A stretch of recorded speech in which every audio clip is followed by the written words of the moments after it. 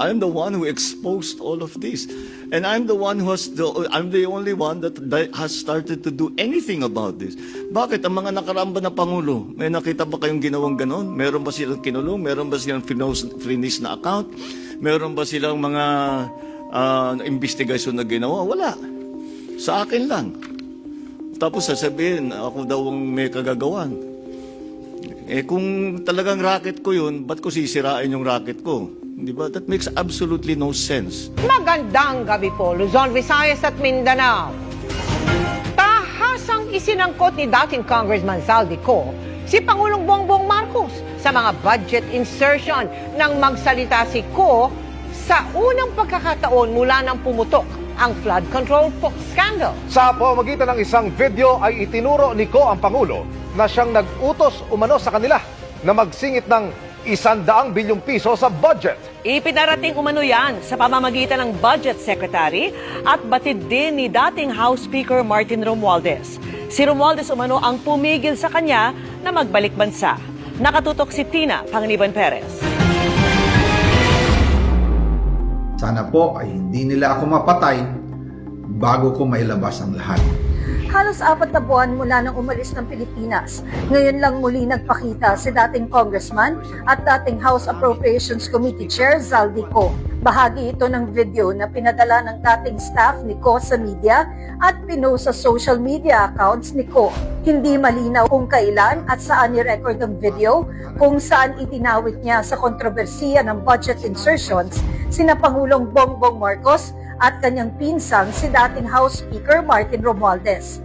Sabi ni Ko, 100 billion pesos na budget insertion sa 2025 budget ang ipinag-utos umano ni Marcos. Di niya direktang kausap ang Pangulo. Bagkus, pinaabot daw ang utos sa pamamagitan ni Budget Secretary Amenah Pangandaman.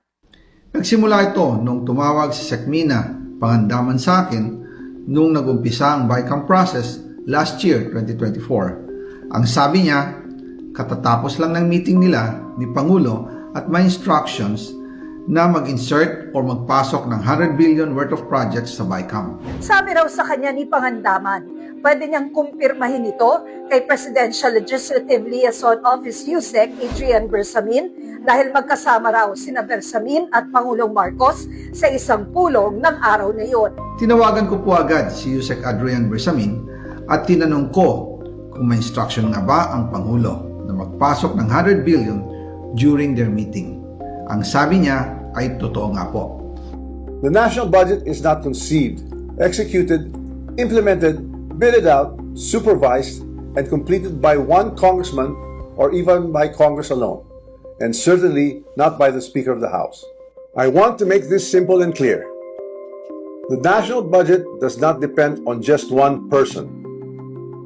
The budget does not begin in the House. It begins in the executive. The agencies and departments prepare their proposals. The executive consolidates them into the National Expenditure Program, and that program is then submitted to Congress. From there, the House deliberates, but the House is not one person, and it is certainly not the Speaker alone. It is a collegial body made up of hundreds of members, multiple committees, vice chairs, and institutional processes. In fact, there are around 85 committees, each with its own jurisdiction, leadership, and members. No speaker can personally control every committee, much less direct the actions of other branches or government agencies. And in the Appropriations Committee itself, there are already more than 100 members, with many vice chairs, and Representative Toby Tiangco, who has been very vocal and upfront on this issue over the past months, was himself a vice chair of the Appropriations Committee in the previous Congress. So I have to ask, if there were real concerns about irregularities in the budget process, why were these not formally raised during the deliberations, or even during the plenary? The budget deliberation does not stop in the House. The Senate also conducts its own deliberations, reviews its own version, and plays its own role in shaping the final budget, and it is not a bystander. It is an active constitutional participant in this process. After that, the House and the Senate reconcile their versions in the bicameral conference committee.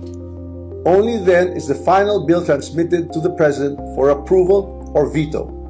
So let us be honest about what becomes law. The national budget is not the act of one person or one chamber. It is the product of a constitutional chain involving the executive, the House, and the Senate. Tapos sasabihin, ako daw ang may kagagawan. Eh kung talagang racket ko yun, ba't ko sisirain yung racket ko? Di ba? That makes absolutely no sense. Katatapos lang ng meeting nila ni Pangulo at may instructions na mag-insert o magpasok ng 100 billion worth of projects sa BICAM.